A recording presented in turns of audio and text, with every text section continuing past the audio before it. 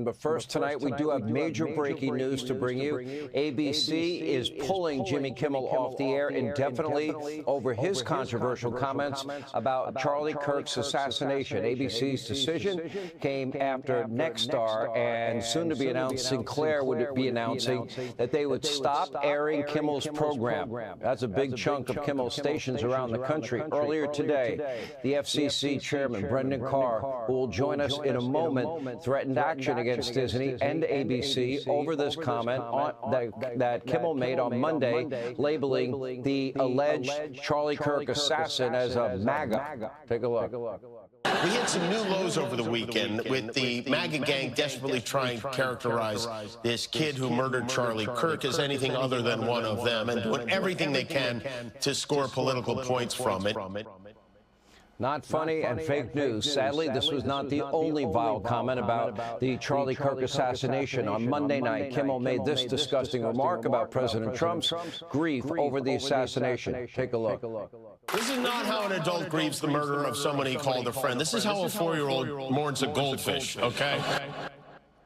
Now, remember, I have been calling out Jimmy Kimmel's reprehensible comments and dialogue for years now, like this one that he made mocking the First Lady, who speaks 6 languages, Melania Trump, in 2018. You might recall. Take a look.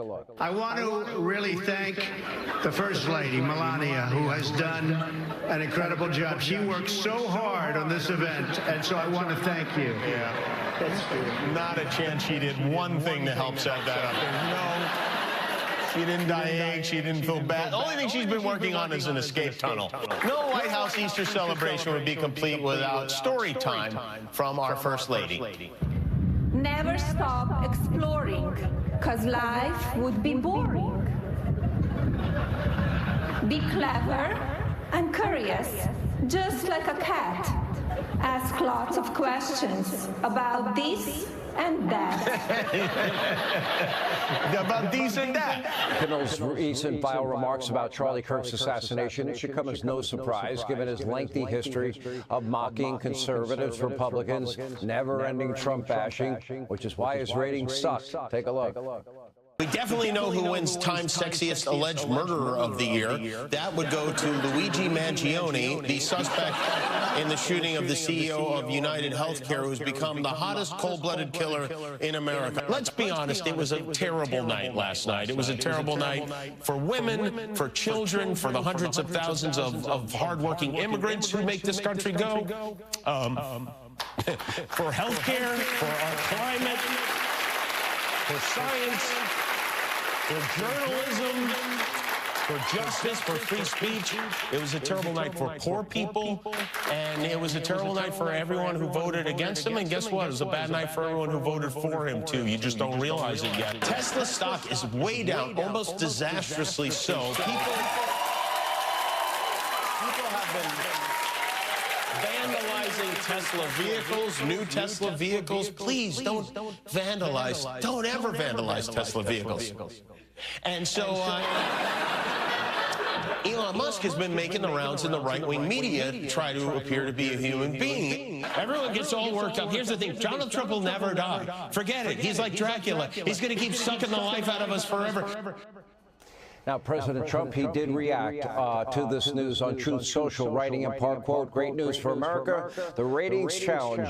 Jimmy Kimmel's show is canceled. Congratulations to ABC for finally having the courage to do what had to be done. Kimmel has zero talent and worse ratings than even Colbert, if that's possible." Now, the left already, starting with Humpty Dumpty, fake news, CNN, J.B. Pritzker, Gavin Newsom, predictably claiming this is conservative censorship.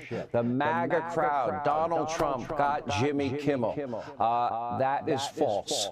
I can't find a single prominent conservative voice in the country that even remotely wanted or hoped or was pushing to get Jimmy Kimmel taken off the air. Nobody. It just was simple. People changed the channel. They didn't watch him. Not one person can I think of. Maybe there's one, but I can't think of him. Now, truth be told, Jimmy Kimmel's show was failing spectacularly. I've seen the ratings. They're awful. His ratings are far below even that of Stephen Colbert, who was canceled. Now, why, you ask? This is supposed to be a late-night comedy show. It has become nothing more than nonstop, never-ending hate Donald Trump. That's the show. As a result, the ratings have been in the sewer. It has been spiraling downwards for years. And once the ratings go down, revenues go down as well. They go hand in hand.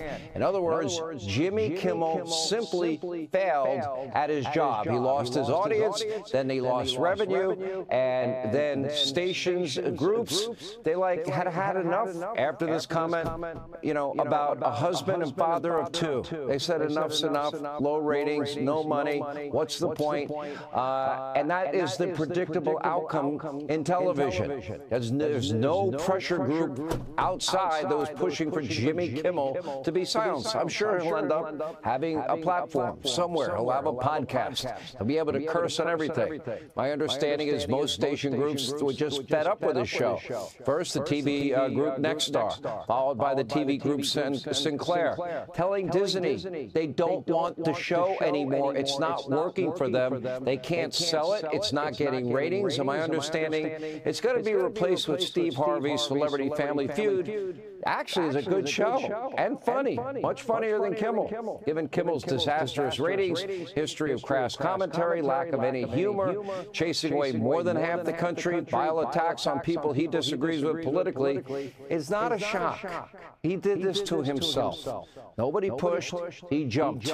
And remember, this is Brendan Carr said to podcaster Betty Johnson today, quote, "What people don't understand is broadcasters are entirely different than people who use other forms of communication. They have a license granted by us at the FCC, and what comes with it is an obligation to operate in the public interest."